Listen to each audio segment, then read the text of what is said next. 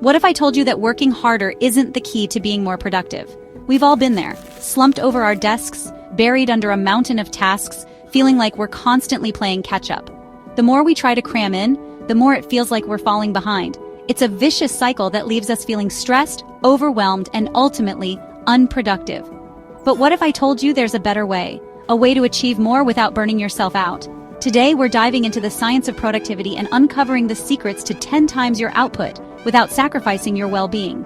We'll be exploring proven techniques and strategies backed by research and experience, so you can finally break free from the productivity paradox and unlock your true potential. Let's talk about time blocking, a game changer when it comes to reclaiming control of your day and boosting your productivity. Imagine this. Instead of letting your day be dictated by a never-ending to-do list and constant distractions, you take charge and structure your time intentionally. That's the power of time blocking. Here's how it works.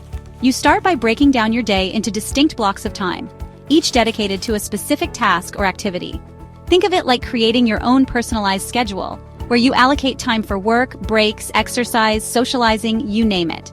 The key here is to be realistic and specific. Instead of vaguely scheduling in work from 9 to 5, break it down further. Allocate 9 to 11 for focused writing, 11 to 12 for responding to emails, and so on. By being deliberate with your time allocation, you create a clear roadmap for your day, eliminating the guesswork and decision fatigue that often leads to procrastination. But the magic of time blocking goes beyond simple scheduling. It's about creating boundaries and protecting your time. When you allocate a specific time slot for a task, you're making a commitment to yourself to focus solely on that task during that time. This means saying no to distractions, multitasking, and context switching, all of which are notorious productivity killers. Now, I know what you might be thinking, but Ali, my days are unpredictable. What about unexpected meetings or urgent requests? And you're right, life happens. But that's the beauty of time blocking. It's flexible. The goal isn't to create a rigid, unchangeable schedule. It's about having a framework in place that allows you to adapt to changing circumstances while still maintaining a sense of control over your time. If something unexpected pops up, you can simply adjust your blocks accordingly, shifting things around as needed. Think of your time-blocked schedule as a guide, not a dictator. It's there to support you, not to stress you out. And the more you practice time blocking, the better you'll become at estimating how long tasks take and planning your day effectively. One of the most powerful benefits of time blocking is its ability to reduce decision fatigue. When you plan your day in advance, you eliminate the need to constantly make decisions about what to work on next. Let's talk about procrastination, that sneaky productivity killer we all know too well. We've all been there, staring at a task, feeling that familiar wave of resistance wash over us. But what if I told you there's a simple yet effective technique to break free from procrastination's grip? Enter the 2-minute rule. The premise is simple. If a task takes less than 2 minutes to complete, do it now. Don't put it off. Don't add it to your to-do list, just get it done. It sounds almost too easy, right? But trust me on this one. The beauty of the 2-minute rule lies in its ability to overcome our natural tendency to overthink and overcomplicate things.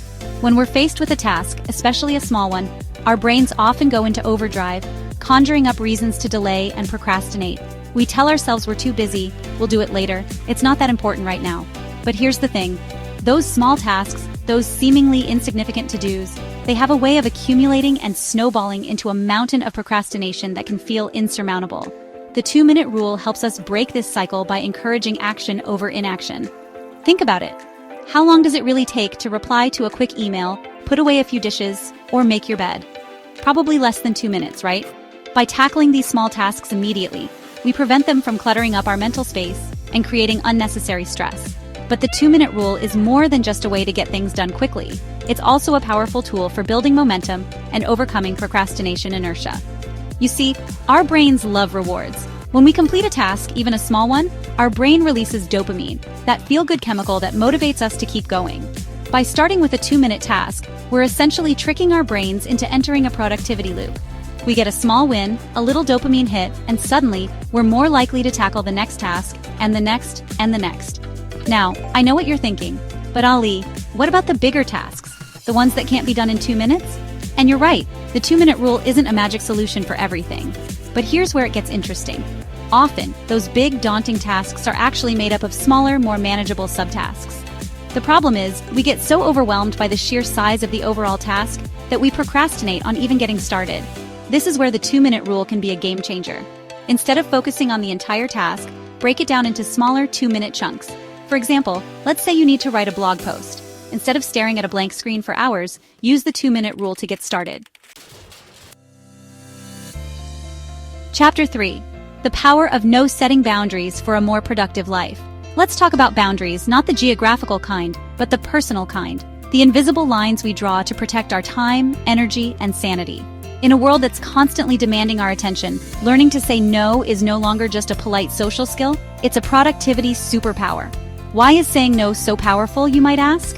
Well, think of your time and energy as finite resources.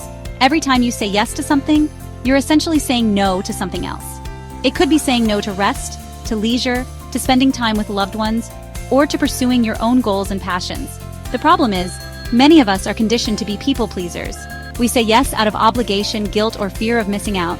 We overcommit, we overschedule, and we end up feeling overwhelmed, resentful, and ultimately unproductive.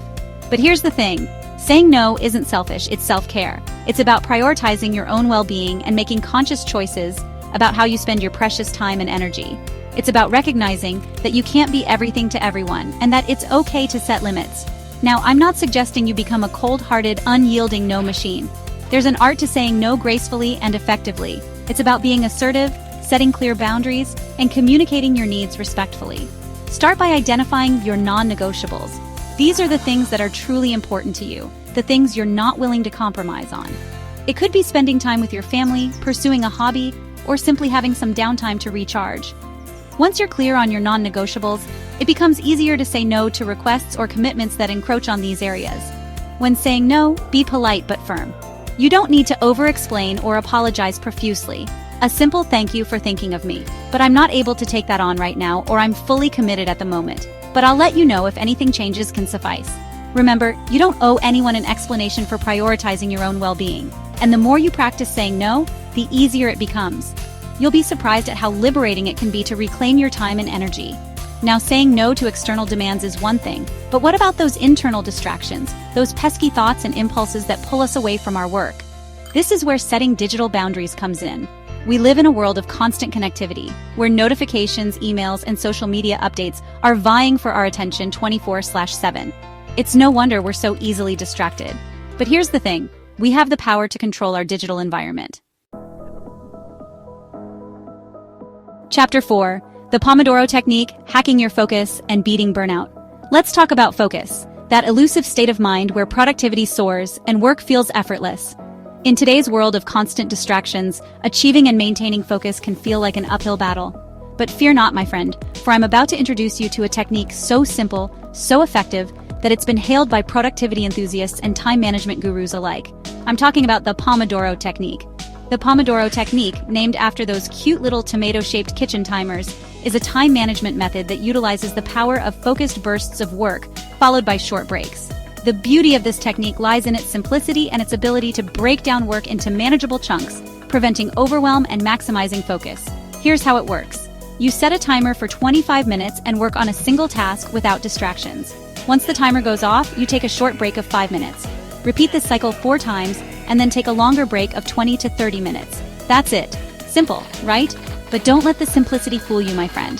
The Pomodoro Technique is rooted in some pretty fascinating neuroscience. You see, our brains aren't wired for sustained attention. We naturally cycle through periods of high focus and low focus throughout the day. The Pomodoro Technique works by aligning our work patterns with our natural brain cycles. The 25-minute work intervals are short enough to maintain focus and prevent boredom, while the frequent breaks allow our brains to rest and recharge, preventing burnout and improving overall productivity. Now, I know what you're thinking, but Ali, 25 minutes? That's barely enough time to get anything done. And you're right, some tasks require longer stretches of focus. But here's the thing, even if you can't complete a task in 25 minutes, you can still make significant progress.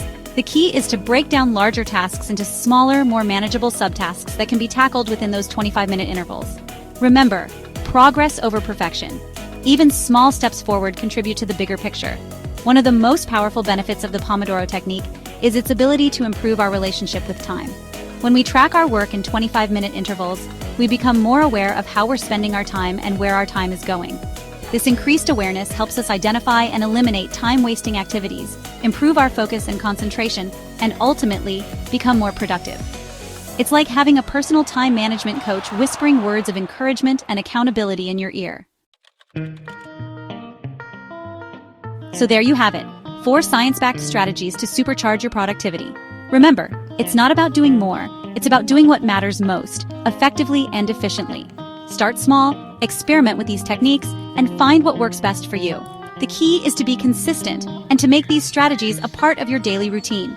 Remember, productivity isn't about doing more, it's about doing what matters most. Start small, stay consistent, and watch your life transform.